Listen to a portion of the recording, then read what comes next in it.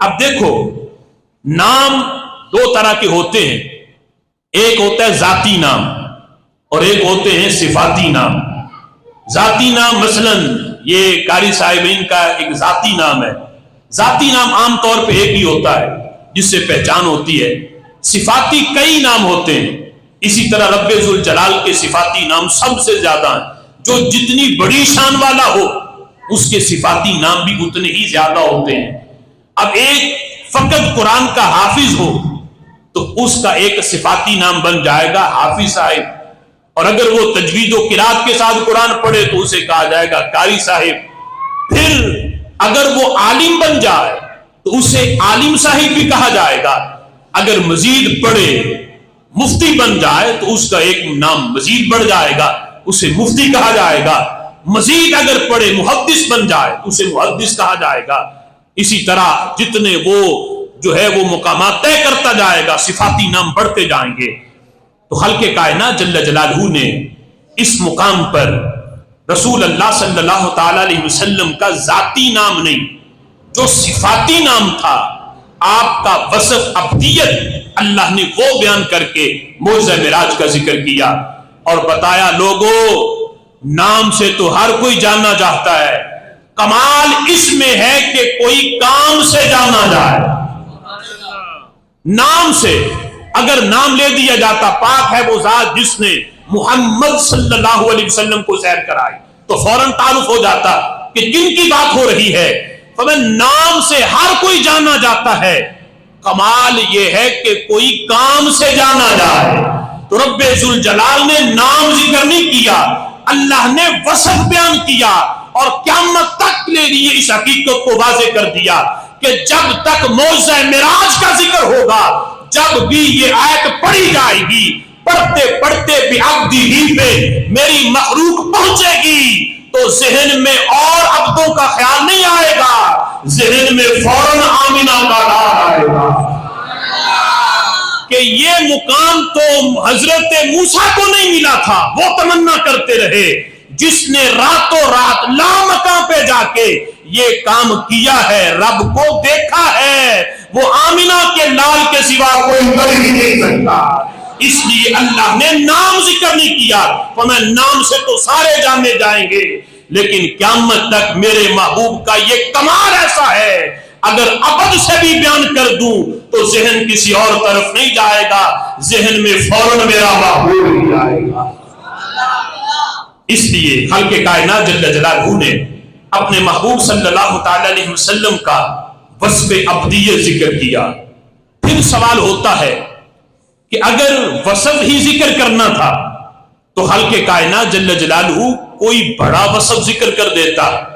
یہ آپ سارے جانتے ہیں کہ معجزہ معراج اتنا بڑا ہے کہ کسی نبی کو بھی نہیں ملا، بلکہ سارے نبیوں کے معجزے اکٹھے کر کے اگر ایک طرف رکھے جائیں اور ہمارے نبی کا معجزہ معراج ایک طرف ہو تو پھر بھی معجزہ معراج بڑا ہے، سارے نبیوں کے معجزات مل کے بھی اس کا مقابلہ نہیں کر سکتے۔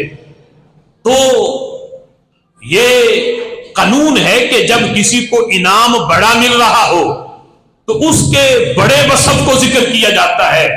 مثال کے طور پہ اگر کوئی بندہ پی ایچ ڈی کر لے، اب اس کو انعام دینے کے لیے، سند دینے کے لیے یا اسے جو ہے وہ میڈل پہنانے کے لیے یہ نہیں کہا جائے گا کہ اب اس کو بلایا جا رہا ہے جس نے میٹرک کیا ہوا ہے، حالانکہ انعام کس لیول کا ہے؟ پی ایچ ڈی لیول کا، سند پی ایچ ڈی کی مل رہی ہے، حالانکہ جس نے پی ایچ ڈی کی ہے وہ میٹرک بھی پاس ہے، وہ ایف اے بھی پاس ہے، وہ بی اے بھی پاس ہے، وہ ایم اے بھی پاس ہے، یہ سارے اس نے جو ہے مراحل طے کیے ہوئے ہیں، لیکن انعام بڑھا دینے کے لیے یہ نہیں کہا جائے گا کہ اب اسے بلایا جا رہا ہے جس نے میٹرک کیا ہوا ہے، بلکہ اس کے اس مرتبے کو بیان کر کے اس کو پکارا جائے گا۔ اب انعام اتنا بڑا ہے، لا مقام پہ بلا کے بغیر حجاب کے دیدار کروانا۔ حضرت موسیٰ کہیں اللہ میں تمہیں دیکھنا چاہتا ہوں، اللہ فرمائے لن ترانی، اے موسیٰ نہیں، تو نہیں دیکھ سکتا۔ یہاں کلیم اللہ کو جھڑکی ملے کہ تو دیکھ ہی نہیں سکتا، اور محبوب کو لا مقام پہ خود بلا کے اپنا دیدار کروائے، تو انعام تو بہت بڑا تھا۔ تو تو چاہیے یہ تھا کہ اللہ اپنے محبوب کا بڑا وصف ذکر کرتا. وصف عبدیت چھوٹا ہے، وصف نبوت بڑا وصف ہے، اس سے بڑا وصف وصف رسالت ہے، اور اس سے بھی بڑا وصف جو ہے وہ وصف محبوبیت ہے. تو چاہیے تو یہ تھا کہ اللہ یوں فرماتا، پاک ہے وہ ذات جس نے اپنے محبوب کو سیر کرائی، اپنے رسول کو سیر کرائی، اپنے نبی کو سیر کرائی. نہ محبوب کہا، نہ رسول کہا، نہ نبی کہا، فرمایا پاک ہے وہ ذات جس نے اپنے بندے کو سیر کرائی. تو اللہ بتانا چاہتا ہے، لوگوں تم کیا سمجھو گے میرے نبی کی شانوں کو؟ تم ترازو پکڑ کے میرے نبی کے مقام کو نہ تولنا، تمہاری عقلوں میں ان کا مقام آ ہی نہیں سکتا.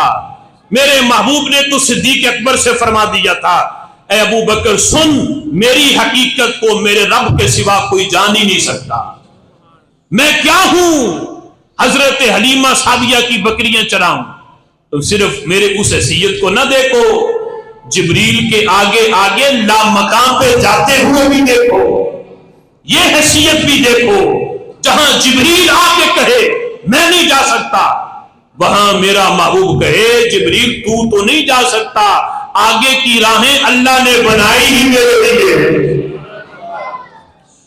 اب رب ذوالجلال بتانا چاہتا ہے، لوگوں میں نے اپنے محبوب کو اتنا بڑا انعام لا مقام پہ بلا کے اپنا جو دیدار کروایا ہے، یہ انعام، یہ بڑا مقام، یہ عظمت اور یہ شان، یہ ان کے محبوب ہونے کے لحاظ سے نہیں، ان کے نبی ہونے کے لحاظ سے نہیں، ان کے رسول ہونے کے لحاظ سے نہیں، یہ انعام تو صرف ان کی عبدیت کا ہے.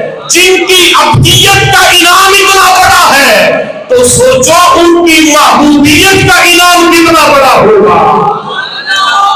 جن کی عبدیت یہ تقاضا کرے کہ لا مقام پہ بلا کے انہیں دیدار کروایا جائے، جن کی عبدیت کی ڈگری اتنی بڑی ہو، تو سوچو اس نبی کی نبوت کی ڈگری، رسالت کی ڈگری اور اس محبوب کے مقام محبوبیت کا انعام کتنا بڑا ہوگا. جن کی عبدیت کسی کی عقل میں نہ آئے، اس نبی کا مقام رسالت کسی کی عقل میں کیسے آ سکتا ہے، اور اس نبی کا مقام محبوبیت کسی کی عقلوں میں کیسے سما سکتا ہے. اس لیے بتایا لوگوں یہ تو انعام صرف ان کی عبدیت کا ہے، مقام محبوبیت کی راہیں تو اس سے بھی آگے ہے.